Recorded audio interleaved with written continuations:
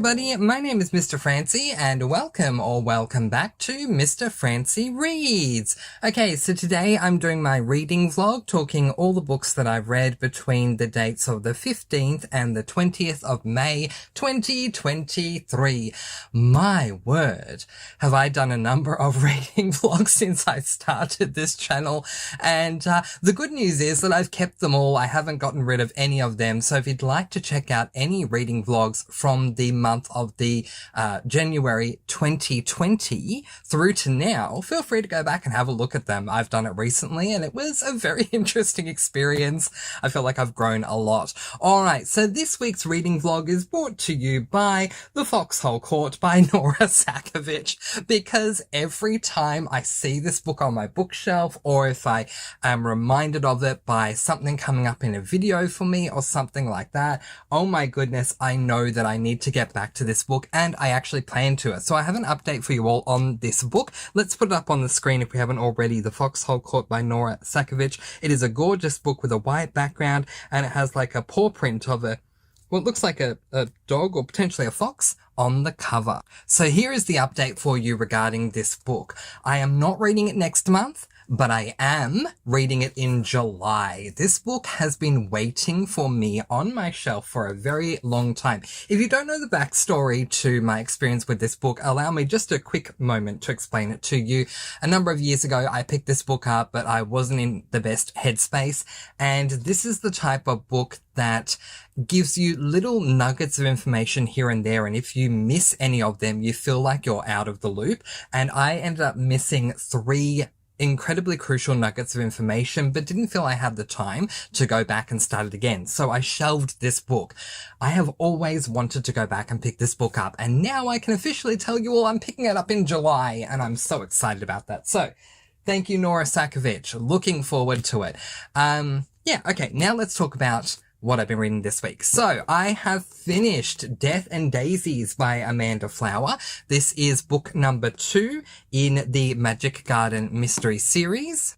It is an adult cozy mystery, and it is book number 2 in the Magic Garden mystery series. So there are 3 books in this series, and having finished this one, I only have 1 more to go, which I'm going to read next month, and I'm going to touch a little bit upon book 3 at the end of my review for this one, but I gave this book 4 stars. So the basic premise of this book is that we continue to follow Fiona Knox, who is now preparing to open her flower shop in Scotland. On the night before the big opening, the minister, who clearly hasn't liked Fiona from the moment she arrived in Scotland in book 1, comes in upset with her over something once again. The following morning, during the opening of the store, one of the Scottish friends Fiona has made comes into her shop to announce that there's been a murder. Turns out someone has killed the minister, and Fiona is the only person that everyone knows he has a horrible relationship with. This in mind, Fiona jumps right in to try and find the real killer before she is put behind bars herself.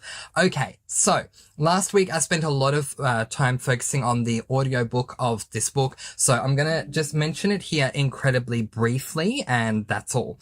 So I have an issue with the audiobook, and I'm currently exclusively listening to books on audiobook, so therefore it needs to factor into my review, but you need to know it does not factor into my star rating. I do not like the choice that the narrator of this book chose for the protagonist, as well as in this book the protagonist's sister, as well as the protagonist's internal thoughts, feelings, and goings on. So yeah, it's a bit much for me. And it was just really irksome, the accent that was chosen. So that had me having a tougher experience with the audiobook, but I did not take that out on my star rating. I still felt that it deserved the 4 stars that it did receive. Okay, so once again, Amanda Flower does shine in the actual plot of the book, audiobook aside. While I could have done with more from the Magic Garden itself, overall I found the garden and the florist shop aspects interesting. The mystery was also very intriguing, especially including the stakes at hand.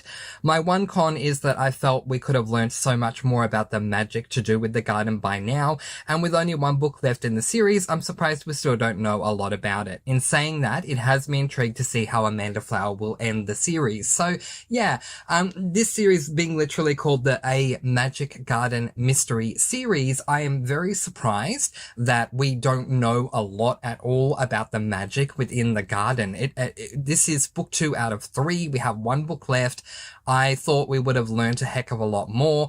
My thoughts and feelings going into the book was that Amanda Flower would take this middle book to explore as much as possible about the garden so that we fully, wholly and completely know everything about the magic in the garden itself before we move on to the concluding book. But that was not the case. We learned a little bit more, but nowhere near enough for my liking. But the flip side of that is that I am very intrigued to see what she's going to bring up in book 3. It is the final book in the series, so hopefully there'll be a lot more discussion to do with that. I love the majority of the characters in this book. I love the animals in this book. In every single Amanda Flower book, there's always an interesting animal. So there's almost always going to be a cat somewhere in every one of her books, but there's also going to be a different animal aside from that cat. And in this particular book, we have a squirrel. And so I love the fact that she introduced a squirrel into her series. It makes sense being a garden, like a flowers and garden type series, mystery series. And yeah, so I really enjoyed getting to know the squirrel to this point. I love that it is set in Scotland. I love all of the Scottish characters. I thought the reveal was done really well. It did surprise me, although I did suspect this character at one point in the book. By the time we got to the reveal, I was no longer suspecting that character. So great job, Amanda Flower, for having me suspect someone and then having me take them off my suspect list before ripping the rug out from under me and revealing it actually was this person. And it wasn't done in a cheap way. Sometimes that can happen where a clue is made that it is so obvious it's not this person, and then it ends up being that person, and that annoys me. It just was a natural progression for me reading through the book that I thought it's this person and then thought, oh no, it no longer is. I don't suspect them anymore. It just happened naturally. So to find out it was a nice surprise for me. And yeah, look, even though I gave this book 4 stars, I do think overall that the story is a good one. And so I'm intrigued to see what's going to happen with book number 3. 4 stars for me for Death and Daisies. So let's quickly talk about book number 3. Book number 3 is called Mums and Mayhem. And so, yeah, I'm going to be reading that book next month. But I just want to update you all. That book, Mums and Mayhem, is only available as a hardcover. I don't understand why, given that books 1 and 2 are available in paperback. I don't know if they're available in hardcover or not, but books 1 and 2 are available in paperback, but book 3 is exclusively only available as a hardcover and not as a paperback. And because of that, it costs a lot of money. I love purchasing books, but sometimes I have to place a cap on how much I'm willing to spend on a book, and it is just too much for me. So I'm not going to be purchasing the physical copy of that book, but I am going to be listening to the audio version. So I'm intrigued to see what's going to happen in that one, but just won't own the physical copy. So 4 stars for Death and Daisies. And now let's move on to the next book that I read this week. Okay, so the next book that I read this week was this book, The First to Die at the End by Adam Silvera. This is book number 0 in the, I believe it's called the Death Cast series. Yes, the Death Cast series. And I gave this book 5 stars. Now, let me explain what I mean when I say book number 0. So Adam Silvera a number of years ago released the first book in this series called They Both Die at the End, and that is canonically considered to be book number 1. Adam Silvera then wanted to write a prequel to that book, and because it is a prequel to book 1, he ended up calling it book 0. The reason it's not called book 0.5 is because this is in no way, shape or form a novella. In fact, it is a tome. It is over 500 pages long, which is significantly longer than book number 1. So know that going in. If you would like to read the prequel, it may take you a little longer to get through than the first one because it is significantly longer. In saying that, I had a blast reading this book. I had a blast reading it because the book is fantastic on its own anyway, but I am yet to come across an LGBTIQ plus hard-hitting contemporary that Adam Silvera writes that I don't love. The guy is an absolute king and legend when it comes to writing hard-hitting LGBTIQ plus contemporary. So I just thought this was absolutely fantastic. And Adam Silvera does plan to release a sequel to They Both Die at the End. So we'll ultimately end up having book 0, this one, book 1, They Both Die at the End, and book 2. And I'm looking forward to reading that as well. All right, so let me talk to you. I'm going to do this a little bit differently. Rather than giving you the premise of this book, I'm going to give you the premise of the series as a whole. So in this particular world, which has a little bit of a fantastical element to it, not too much. It's more like, what do they call it? Is it like magical realism or something, where magic exists, but it's just accepted, I guess? Well, it's very, very slight magical realism. And the slight magical realism in this world is that there is a company that has come about called Deathcast who know when someone has 24 hours or less to live. So they've created a company called Deathcast, and everyone in this world is allowed to sign up to join Deathcast. And if you do sign up and pay for the membership fee, you are placed onto the call list. And when you have less than 24 hours to live, you will be given a phone call to let you know this is your last day. The reason why Deathcast was created was because the creator, who I think his name is Joaquin, yeah, and that is correct. Joaquin created Deathcast in this world because he wanted to give everyone who is going to die on that day not only notice that they will, but a last chance of a day to live their life as much as they possibly can before they do die. And so I do like the idea of that premise. So to be more specific, what happens is between the hours of midnight and either 2 a.m. or 3 a.m., everyone who is going to die that day will receive a call that's on that list. So if you have not received a call by 3 a.m., then you can consider yourself to be safe and not dying that day and wait to see if you get a call the following day. So in They Both Die at the End, which is the second book, but book 1 in the series, if you're keeping up with all this prequel, sequel stuff, we follow two boys who have been called by Deathcast in the future, and they are both going to die on that day. In this particular book, we are focusing on the very first person who is going to receive a call from Deathcast. And that person is actually called by Joaquin himself and is advised that they are going to die on that day. Now, we follow two characters in this book. It is dual perspective, just as it is with They Both Die at the End. And so I'm not going to say which one received that call because it is a giveaway, because the book literally says the first to die at the end. So I don't want to tell you who dies. And if I tell you who was called, then you'll know who dies. So we follow two characters. And the two characters we follow in this book is Orion and Valentino.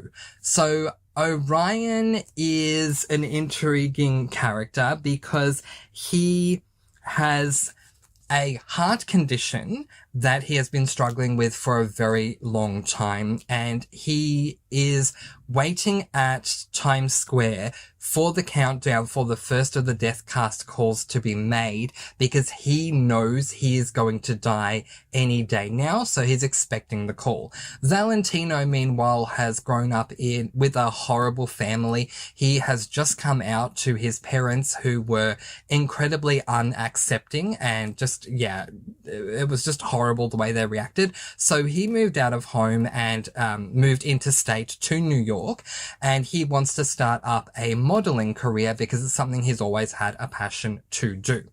Anyway, so the pair of them meet while they're at Times Square because Orion sees Valentino and very much falls for him right away. He ends up having a massive crush on him the moment he sees him, and the pair end up getting to know each other. One of these two is given that first call, and so that one is going to be the first to die at the end. So we spend the rest of the day following both Orion and Valentino as they go throughout the course of their day, preparing for the death of whomever it was that received that first call that I'm still not spoiling for you all. We also get some other perspectives thrown in here for good measure, just to give us, I think, more world building. So we get some perspectives from Joaquin. We get some perspectives from Joaquin's wife. We also get some perspective from other people who work at Deathcast. And we get some perspectives from other characters that somehow are intertwined into the story of either Valentino or Orion. So I did find all of that to be very intriguing. It is important for you to know that the main perspectives that we follow are Valentino and Orion, and we do get their perspective, whereas the other perspectives read more like omniscient narration. So if we get the perspective of Joaquin, it's less I am Joaquin and I am doing this versus Joaquin was now doing this and then Joaquin did this. So it's more of a zoomed out omniscient narration with the others. Whereas with Orion and with Valentino, we specifically follow their perspective. We follow everything from their point of view. So ultimately, I really did enjoy the book. I enjoyed getting to know the characters. I felt that this book was quintessential Adam Silvera, from his amazing touches as an romance author and through to his real and raw hitting contemporary moments. I fell very hard for Valentino throughout the course of the book. It's not to say that I didn't like Orion. I did, but I just fell hard for Valentino because I just, felt a connection with him for some reason. But tough books to read, which this one definitely was, don't make them any less amazing. Adam Silvera is and always has been a gem when it comes to writing books like these, and I truly feel honoured to read another one of his hard-hitting male contemporaries, and I cannot wait for the sequel to They Both Die at the End. If you have read They Both Die at the End and you liked it, or you would like to see further exploration into Deathcast, then I highly recommend reading The First to Die at the End. If you are a huge fan of Adam Silvera's works, or if you really appreciate his approach to male hard-hitting contemporaries, then I highly recommend reading this one. I'll explain why. Adam Silvera has written male contemporary books as well as YA fantasies. I do not like his YA fantasy works. I read the first book in that series he wrote and I did not like it at all, but I love his hard-hitting contemporaries. So if you're someone who loves his hard-hitting contemporaries, he has another one for you to read. So get on out there and read it. As I say, it is a tome. It is significantly longer than They Both Die at the End, but my goodness, is it worth it. I enjoyed every single page and I think you will too. An overwhelming 5 stars from me. So the final book that I picked up this week, finally, after what happened last week, was this book, Pros and Cons by Amanda Flower. This is book number 2 in the Magical Bookshop Mystery Series, and I have not finished this book yet at the time of recording, but I'm very close. I'm less than an hour away on audiobook. I just wanted to record this now, but I should have this done by the end of the day today, if not by tomorrow, the absolute latest. So I'm currently on chapter 35, which is 280 pages in. So in this series, we follow Violet, who in book 1 was phoned by her grandmother, who told her that she is dying, and so Violet needs to get down to the bookstore and be with her because she doesn't know what to do. Violet gets there and then Grandma says, well, no, I'm not actually dying. I just wanted you to come down here and help me with the bookstore.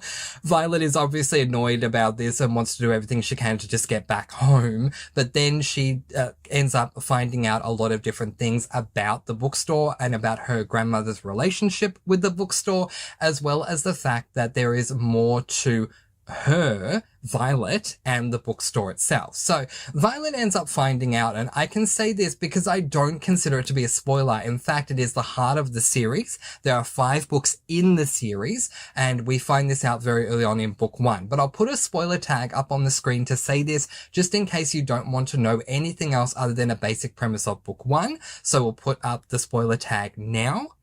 Here is the spoiler. In book 1, Violet ends up finding out that she is going to become the secret keeper of this bookstore called Charming Books. What this means is that she has a significant fantastical connection to the bookstore itself. Turns out that this bookstore was built around a tree that has been growing for many, many, many decades, if not longer. And possibly even centuries, but anyway, every keeper of the bookstore needs to make sure that they water the tree every so often so that the tree's magic can continue to be infused within the bookstore itself. Part of the magic that we've learned to this point in this series, so book 2 where I'm up to, is that the books will speak to the keeper. And so the grandmother made a point in book 1 saying the books speak to me. And the reason they do is because anytime the bookstore, the tree, whatever it is, needs grandma to know anything, a book will fly out at her, literally fly out and hit her. So to make it obvious that you need to read this book, and you will ascertain what it is, the message that the bookstore and the tree is trying to give you by looking at the book or looking at a specific page or paragraph or whatever that the story is trying to indicate in some way, shape or form. So yeah, think of it as a bookstore that's alive and the books are alive themselves. So they have, their own intelligence, if that makes sense. Okay, so let's take the spoiler tag off the screen now. And so with that spoiler, Violet comes to know that that is happening and therefore she needs to stay at Charming Books in order to continue to forge the connection that she currently has with the bookstore. So in this second book, the red somethings that I keep forgetting what the heck they're called, but there's a red reading book called the Red Something. Anyway, I'll remember it at some point. But these red bookstore group thingies always come in to have their meetings at Charming Books. And one of the people at this, from this red something group ends up dying.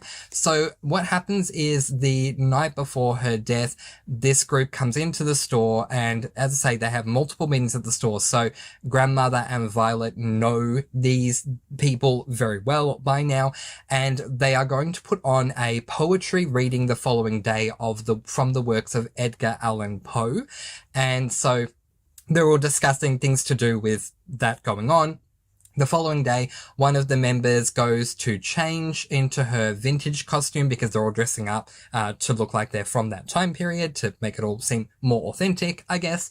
And then she's missing and no one knows where she is because she's next up to read from Edgar Allan Poe's works. And so Violet goes to try and find her and ends up finding her in the kitchen dead and doesn't know what's going on. So a mystery ensues because while upon first glance it looks like she could have potentially just been pushed down the stairs, it looks like there is a lot more going on than that meets the eye. And the only thing that Violet seems to feel is connected to this is that this woman smells strongly like strawberry and she doesn't know why. So, okay. On the whole, I love this series so much so far. So once again, being an Amanda Flower book, we have a different type of character. Whilst we do have a cat that Violet, owns called Emerson, we also have a crow in this one. And it makes so much sense, especially given that the people from this book club are reading from Edgar Allan Poe. So, and this crow, I have to tell you, says nevermore many times throughout the book, which just makes it perfect. The crow just lives in the bookstore and kind of guards the bookstore and says different things here and there. And it's very different. Quintessential Amanda Flower for coming up with all these different types of animals that she can introduce into cozy mysteries in one way, shape or form. I love that it's in a bookstore. I love that there's a fantasy element. I love Violet for who she is. I love all the different characters. I love this world. And so I really, really like the Magic Garden Mystery series, and I'm liking it more and more as I go along. But I have to say I love the world of the Magical Bookshop Mystery series just as much as I loved the world of the Amish Candy Shop series, which I bragged about so much last year. So I have the feeling that I'm going to talk to you all a lot about the Magical Bookshop Mystery series this year because I love it on par, the same amount as I love Amish Candy Shop. So at this stage, I'm not done with it. I've got to say, just under an hour left of the audiobook, but at this stage I'm giving it 5 stars. I think that it is more than cozy enough for me, which I love. I think the mystery is certainly intriguing and captivating. The motivation to try and solve the mystery makes sense. I'm just loving the world as a whole and certainly loving this book. So at the moment it's projected to be 5 stars, but that last hour can be a make or break because it will include the reveal, and if the reveal lets me down then it won't be a 5-star read. But so far I am very much loving this world and certainly loving this book. Okay, so let's check out what I plan to read for the rest of this week. Okay, so first of all, I plan to finish, obviously, Pros and Cons by Amanda Flower. When that's done, I'm actually going to jump one book ahead from my original schedule and read this book, A Perilous Pal by Laura Bradford. This is book number 2 in the Friend for Hire duology mystery series. I've read book 1. This is book 2. It'll help me to cross that series off my SAS list. I loved book 1. The idea where you have a cozy mystery series where the cozy side follows a woman who is hiring herself out as a friend for others to do friend things with, whether to go out and have dinner with them, go to the gym and work out with them, just sit around and chat or whatever, go for a walk or whatever. I think it's so cozy. It's a great idea. And I just wish that we would have more. I've heard here and there that there may be more books in this series. And if that is the case, I'm really excited. But at the moment, there are only 2. So as much as I'm looking forward to going into book 2, I'm also sad going into it because I know this is the last or latest book that has come out, and either there'll be no more books left or I'll have to wait a while for the next one. But yeah, at the same time, still excited because I do love this series. After that, I plan to pick up this book, Death of a Cupcake Queen by Lee and Hollis. Okay, so this is book number 6, I believe. Yes, book number 6 in the Hayley Powell Food and Cocktail Mystery series. I was given a heads up today. And if this heads up is correct, then I might be DNFing this series, and I don't want to. I really don't want to DNF this series. But all I'm going to say is something came up in book number 4 that had me considering DNFing this series. Book number 5 did not have that thing, so I fell back in love with the series again. The heads up I've been given is that thing I didn't like in book 4 is in book 6. If it is, I may end up even DNFing book 6 when I get to that point. So I really don't want to see this thing come up. I'm not going to say what it is here, but if it does come up, you will definitely hear about it in my next reading vlog because it will be enough for me to want to DNF. So that's the goal for this week. If I have time after I have finished, or if I DNF Death of a Cupcake Queen, I hope I said that earlier. In case I didn't, the book I'm referring to is Death of a Cupcake Queen. Then I will pick up my next book, but I definitely don't think it will be finished, but I will pick it up if I have time, which is this book, Blue Moon by Alison Noel. This is book number 2 in the Immortals series. So I, many years ago, read Evermore, which is book 1, and loved it. And then a couple of months ago, I reread it again because I put this series on my SAS list. If you see my important SAS list update, you will know I don't plan to finish this series this year, but I did want to read book 2 so that I could at least have book 1 and 2 marked off of the SAS list and then can continue on next year with it. But I'm very much looking forward to picking up that one as well, and I'll talk to you more about that next week if I pick it up then, or as a projected thing for the following week. But that is the complete update for you for all the books that I read in this past week. What books have you read? Let me know in the comment section below. And did you like them? Did you not? Did you DNF them? Did you give them 1 star? Did you give them 5 stars? Let me know in the comments below. I love reading yours comments and seeing what you have read and what you thought of it as well. And do you agree? If you picked up any of the books that I read this week, do you agree or disagree with my thoughts on them? Let's start a dialogue in the comment section below. But in the meantime, that is where I am going to leave it, letting you all go with peace, blessings, and so much love. Please do be kind and love one another and spread your sparkling energy all throughout the world. And until next time, happy reading. Bye everyone.